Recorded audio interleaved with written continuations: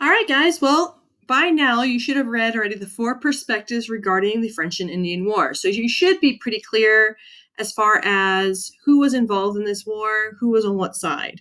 But let's go ahead and do a very quick review of what the situation is during this war. What you see in front of you guys is, in fact, the map of what would have been North America during this time period. Now, all of the territory that is colored in green was, in fact, the territories that were controlled by the French at the time. So that was all of their territory and colonies. Everything in yellow was under the English control, and that included the original 13 American colonies. What I'd like to point out while we're staring at this map is, in fact, the blue territories in the south. Now, these territories were known as New Spain. There was, in fact, a third country, Spain, who had territory in North America during this time, but they are not involved in the French-Indian War. In fact, they are not going to be in the picture just yet in our story. Now, something I would love to point out, if you're trying to wonder where Colorado fits, believe it or not, Colorado would have been right about here. So Colorado at the time period, guys, was in fact a combination of French territories, Spanish territories, and actually unclaimed territory. Now, the French-Indian War, okay? This war was fought between 1754 and 1763, and like I said, involved four different parties. On one side, we had the British and what were known as the American colonies versus the French and their allies, the Native Americans. Now, the French and Indian War was overall caused by, one, the desire for land. Ultimately, both France and Britain wanted complete control over what was known as the valuable Ohio River Valley, which, going back to this map, guys, is right here, okay? It is absolutely during this time French territory, and the British wanted to be able to expand their colonies up and into it. Now, second cause, people. Long story short, just kind of going back to what I was discussing, British colonists really had eyeballed that Ohio River Valley. So you guys can understand what we're discussing. That particular area of land tended to be very fertile, had a lot of fresh water supply, and so was very, very coveted or wanted by not only the French, but of course the British as well.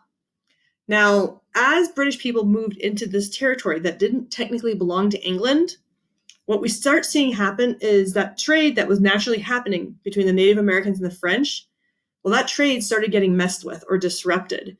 And for the French, this became a rather large problem. Now, the third one is conflict. The fact of the matter is, France and England, or Britain, had actually been at odds for a really long time. And this particular war was just the latest in many, many different skirmishes and battles and wars that have been fought in the Americas between these two countries and their fight for control over this territory. So, the war goes on, and finally, 1763, we see the end of the war under what's known as the Treaty of Paris. Now, guys, I'm going to warn you now, this is actually the first of two different treaties of Paris that are going to happen in America. This is the one that ends the French-Indian War. The second one, which we talk about next unit, is the one that ends the American Revolution. Now, by 1763, the American colonists and the British had worked so hard together that even though they didn't have the largest chunk of territory in that area, they were actually able to overpower the French and force the French basically to give up. So, 1763 marks the end of the war. It shows France relinquishing or giving all the land that they had control over in North America to the English. Basically, all the lands east of the Mississippi River now belong to England. And ultimately, the Native Americans lost their ally and trading partner with the French because the French pushed out of North America and back to Europe. So to give you the picture here so you guys can see what's going on, this is the North American colony, kind of like what we discussed. We have New Spain here, and actually, this where it's not marked was also New Spain. All of this was New France, and these here and here were the English holdings.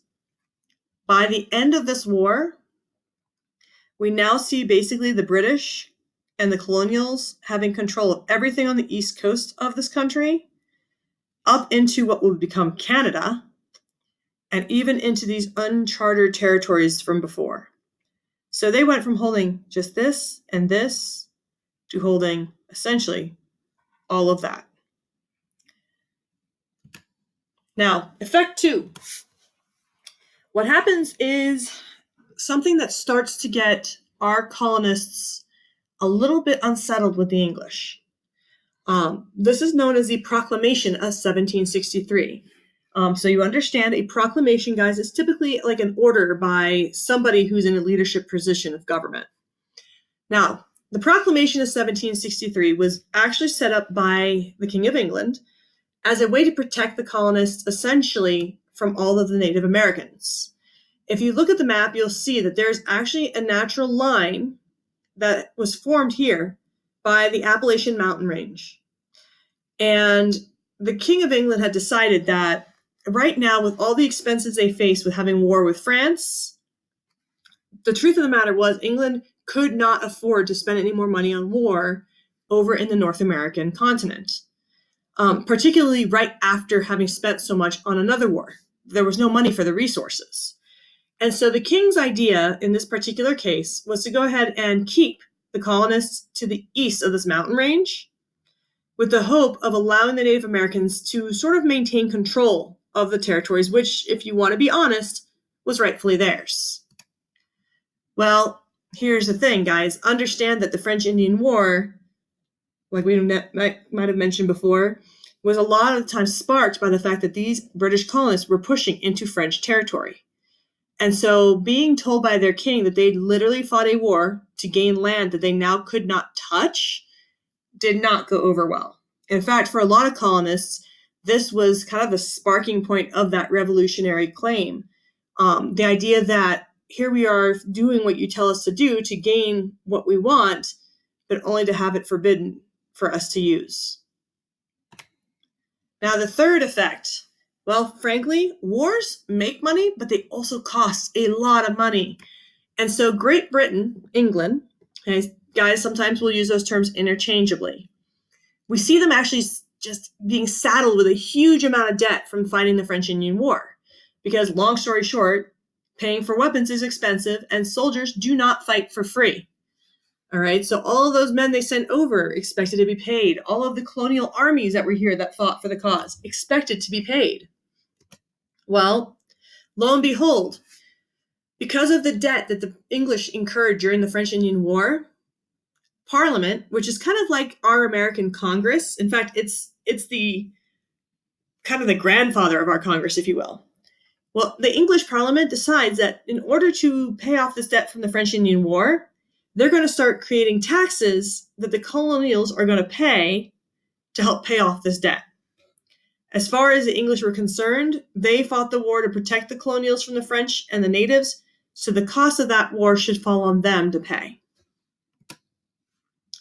Now, last effect that we'll discuss is the fact that given all of the stuff that's happened, okay, given the fact that the colonials are told they can't move into the new territory they've earned, given the fact that we now have a situation where we have all this debt that needs to be paid off, a fourth consequence or effect of this war that the English didn't foresee was that the colonials would start to unite together to find their voice against the English government. As far as they were concerned, they had a right to have a say in government. So at the start of the French-Indian War, Ben Franklin had kind of kicked off this movement, all right? And so he basically was of the notion that the colonials needed to unite with the English, because if we didn't unite, and you can see the stake here, okay, each of these are initials for the colonies. We have New England as a whole, so that's your upper colonies, New York, New Jersey, Pennsylvania, Maryland, Virginia, South Carolina, North Carolina. And his thought process was, if the New England colonies were to get cut off from all the other parts, and all the other parts cut off from each other, we as colonies couldn't fight against the French. We had to stick together and fight for the common cause of the English. Well, lo and behold, guys, this mentality, once the war ended, it stayed very strong in the colonies, all right? As far as they were concerned, they, at this point, had formed a deep relationship in which they had become very dependent upon one another. And so what ends up kind of happening during this time, guys, is that as their anger with the English grew, their learning how to be independent did as well, which means learning how to fight guerrilla warfare style, meaning learning how to fight by kind of hiding in the forests and in the meadows. And it was a tactic used by both the native and French that the Americans would very successfully use once we decided to go to war with the English. Now, you guys are going to go ahead and use this guided note set to complete your notes on this and then complete your lesson. Please, once you are done, do not forget to click Turn In. Make sure that you take detailed notes because everything we do in this unit, you'll be able to use later on for your unit summative. And of course, as always, if you have questions, the best thing to do is ask.